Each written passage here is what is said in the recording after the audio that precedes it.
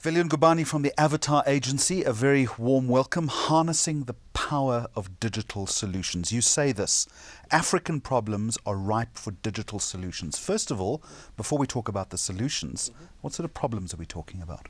We're talking all types of basic problems in Africa. You know, we're third world, a lot of third world countries, the education problems, you've got healthcare problems, just basically the basic problems that only technology at this point can actually solve, you know. So I mean, from governance problems and infrastructure problems, and I think brands have got a chance to actually harness the power of technology to actually solve those problems in our continent. Why should brands be getting involved in problem solving?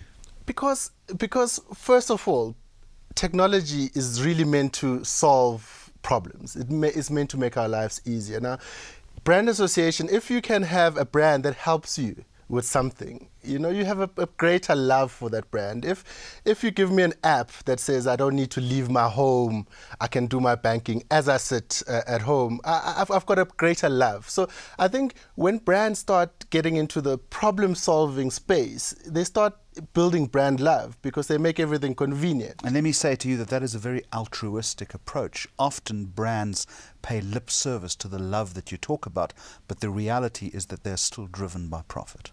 I think that we found those type of brands are easily found out because it's not sustainable to be like that. I think if you look at banking sector, you know, you can actually have profits through the good that you do. And I think F&B is one such example where by making your life easier, you're going to use their products even more. You're going to switch to their banking. So I think brands can really combine the altruistic nature of giving and of actually adding value to society and balancing with profits. I mean, you look at M-Pesa, making lives of millions of people in terms of their banking, in terms of making sure that they have a bankable African database, you know. So really brands that actually contribute to the society are actually going to win at the end. Is there, in your opinion, a noticeable move by consumers to forcing brands to think in that respect? Well, I think the advent of social media has allowed that because brands for the first time are getting questioned. You know, they're getting questioned, why are you doing this? And the people that have the advantage are the people with the apps that help consumers, are the people with the sites that have got the usability and the functionality to actually make your life easier. So I think because in the consumer space you need to stand out, the brands that are doing more in terms of the digital space and in terms of technology are the ones that are winning. You've made your case. Let me suggest to you, though, that in spite of all this, it all comes down to skills and capacity to implement the type of solutions that you're talking about. We have a paucity of that in this country. I think. Look, let's concentrate on the continent and let's look at the glass half full from a continent perspective.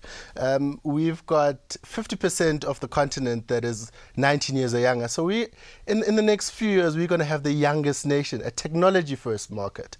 You know, we've got over 80% penetration of mobile phones. So we've got this young nation, this young energy of people that are coming through. Now, I see the positive in that, and I think brands that really take advantage of that youthful energy of the continent are the brands that are going to succeed. And you know, by sheer value and sheer size of the new market that is coming through, I think the skills inherent in that market are going to really liberate the continent technologically.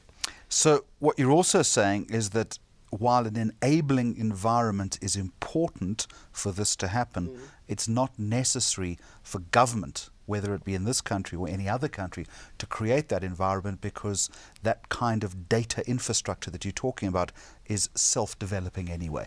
It's happening in spite of authority. Definitely, it's a life on its own. You know, the internet. A life of its own. Yeah, the internet is the infrastructure, and I think traveling the continent and seeing other countries, you look back and you look at South Africans. We rely too much on government. You know, we sit there and question, what is government doing for us? And we've got this wonderful infrastructure called the internet that you can learn, you can teach, you can innovate through it. And I think the opportunity is there, really, in harnessing. And we've seen what is done over the continent. continent. I mean, it's overthrown governments. That's how powerful this medium is, and it's almost a life of its own. And if you've got a nation and if you've got a people that are using that power positively, it becomes, yeah. A final question for you then. You've painted this very utopic picture, all right? Bring it right back to a brand manager or a marketing director who is watching our conversation. How do they take that brave first step? What do they need to be doing in order to seize the advantage? I think there's two things. One, your brand needs to make a difference. Okay, and while making a difference, using technology to harness that difference, because then you can actually have that whole multiplier effect. And as I say, the internet growth in Africa is an opportunity for brands. It's an opportunity for brands to do things differently. You know, even in terms of infrastructure. I mean, we run 27 social pages across Africa.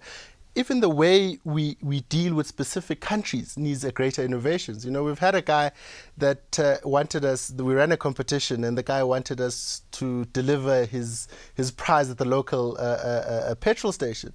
Now, how do you do that as brands, and how do you innovate, and how do you give access to people via the internet where there's no infrastructure, there's no postal infrastructure? So I think the environment in Africa has forced brands to become more creative and more innovative. So as a brand manager and as a marketing manager, is to question, what is my brand doing in the rest of the African continent using technology that creates innovation? Veli Ngubane from Avatar, thank you.